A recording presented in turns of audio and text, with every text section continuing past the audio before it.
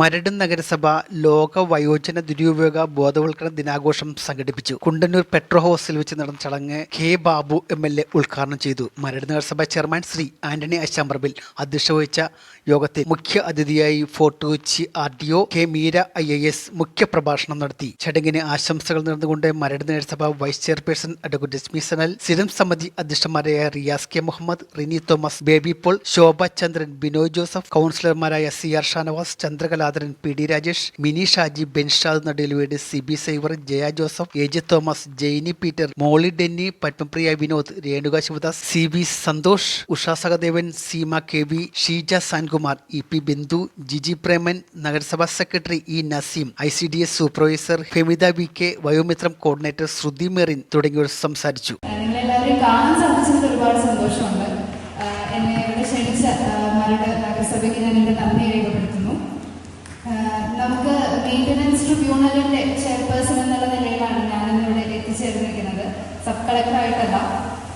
ഞാൻ കൊച്ചിയിൽ ജോയിൻ ചെയ്ത സമയത്ത് നമുക്ക് പെൻഡിങ് ഫയൽസ് ഓരോ സെക്ഷനിലും എത്ര ഫയൽ പെൻഡിങ് ഉണ്ടായിരുന്നു ഞാനൊരു ലിസ്റ്റ് എടുത്തു.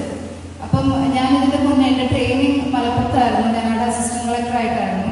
അപ്പം മലപ്പുറം എന്ന് പറയുമ്പോൾ കുറച്ചും കൂടെ ഒരു റൂറൽ ആയിട്ടുള്ള ഒരു ഡിസ്ട്രിക്റ്റാണ്. അപ്പം ഞാൻ അവിടെ തിരൂര് സബ് കളക്ടർ ഓഫീസിൽ എനിക്ക് ചാർജ് ഉണ്ടായിരുന്നു ട്രെയിനിങ്ങിന്റെ ഭാഗമായിട്ട്. അപ്പം ഞാൻ അവിടുത്തെ മെയിൻ്റനൻസ് ട്രിബ്യൂണലിലെ എൻ്റെ കേസുകളുടെ എണ്ണം എന്ന് പറഞ്ഞാൽ 50-60 കേസൊക്കെയാണ് അറ്റ് എ ടൈം പെൻഡിങ് ഉണ്ടാവുക.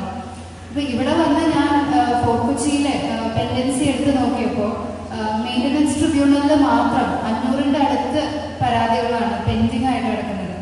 അപ്പൊ ഞാൻ ശരിക്കും ഞെട്ടിപ്പോയി. കാരണം 500 കേസ് പെൻഡിങ് എന്ന് പറഞ്ഞാൽ നമുക്ക് ബാക്കി ഒരു സബ്ജക്റ്റ് പോലെ ലോ പഠിച്ച് അല്ലെങ്കിൽ ആ നിയമം മാത്രം നോക്കി ഒരു വിധി കൊടുക്കാൻ പറ്റുന്ന ഒരു കാര്യമല്ല സീനിയർ സിറ്റിസൺസിന്റെ പ്രശ്നങ്ങൾ എന്ന് പറയുമ്പോൾ. അത് പല കുറി നമുക്ക് ഹിയറിംഗ് ചെയ്യേണ്ടി വരും, ഒരു കൺസിലിയേഷൻ പോലെ മക്കളെ ഇരുത്തി സംസാരിക്കേണ്ടി വരും. അങ്ങനെ ഒരു 3-4 സിറ്റിങ്ങിലെ നമുക്ക് ഒരു കേസ് തീരുമാനമാക്കാൻ പറ്റുള്ളൂ. അങ്ങനത്തെ 500ന്റെ അടുത്ത് കേസുകൾ പെൻഡിങ്. അപ്പൊ ഞാൻ ഓർത്തു, ഇനി മുന്നേ ഇരുന്ന ആൾ ചെയ്യാത്തത് കൊണ്ടാണോ, എന്തുകൊണ്ടാണ് ഇത്ര പെൻഡൻസി വരുന്നത്?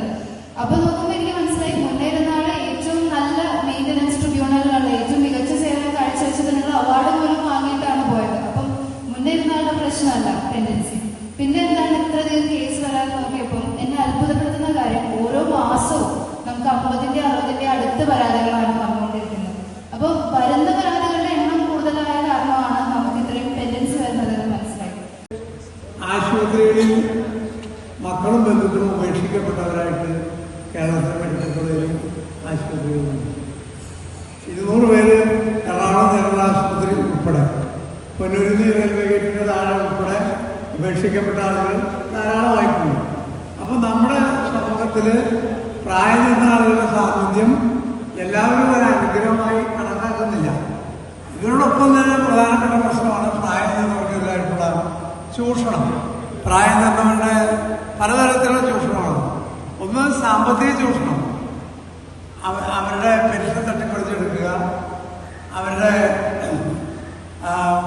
ബാങ്ക് അക്കൗണ്ട് ഇപ്പോൾ ഡിജിറ്റലാണ്, ബാങ്കിലെ അക്കൗണ്ടില്ലാതെ പെൻഷൻ വരില്ല. ഇതെല്ലാം ബാങ്കിലൂടെ കൈകാര്യം ചെയ്യണം. ഫോണിലൂടെ കൈകാര്യം ചെയ്യണമെങ്കിൽ തീർച്ചയായിട്ടും മറ്റൊരാളുടെ സഹായം വേണ്ടി വരും. ആ സഹായമായിട്ട് വരുന്ന ആള് നമ്മുടെ പൈസ എല്ലാം അടിച്ചു കൊടുക്കുന്ന സാഹചര്യം ഉണ്ടായിക്കൂടായില്ല. അപ്പൊ സാമ്പത്തിക ചൂഷണം നടക്കുന്നുണ്ട്. അപ്പൊ സ്റ്റേറ്റ് ഡാൻസ് കളിക്കുമ്പോൾ ആ ചേച്ചി പുറത്തുനിന്ന് ഞങ്ങളോടൊപ്പം ഡാൻസ് കളിക്കുകയാണ്. അപ്പോൾ ഞാൻ ഡാൻസെല്ലാം കഴിഞ്ഞ് ഇതിന്റെ മത്സരങ്ങളെല്ലാം കഴിഞ്ഞ് പുറത്ത് കണ്ടപ്പോഴാണ് എന്നോട് പറഞ്ഞത്, എനിക്ക് ഈ പരിപാടിയുമായി ബന്ധപ്പെട്ട് വരുമ്പോഴാണ് എന്റെ ഭർത്താവ് മരിച്ച ദുഃഖം, എന്റെ കുടുംബത്തിലുള്ള പ്രശ്നങ്ങൾ, അല്ലെങ്കിൽ ആ വീട്ടിലുള്ള ചെറിയ ചെറിയ പ്രശ്നങ്ങൾ, ആ പ്രശ്നങ്ങളെല്ലാം എനിക്ക് മറക്കാൻ സാധിക്കുന്നത് ഇതുപോലുള്ള കൂട്ടായ്മയിൽ വരുമ്പോഴാണ്. കാരണം ഞാൻ വളരെ കൗതുകത്തോടെ ആ ചേച്ചി പറ്റുള്ള വസ്ത്രം, ആ ചേച്ചിയുടെ ഡാൻസ് കണ്ടപ്പോ വളരെ ചെറിയ കുട്ടിയായിരിക്കും എന്നാണ് ഞാൻ വിചാരിച്ചത്. 60-ഓ വയസ്സുള്ള ഒരു ചേച്ചി. ചേച്ചിയുടെ പേര് അത് നമുക്ക് യൂട്യൂബിൽ നോക്കിയാൽ കാണാൻ സാധിക്കും. അപ്പൊ ഇതെല്ലാം അവരെ സംബന്ധിച്ച്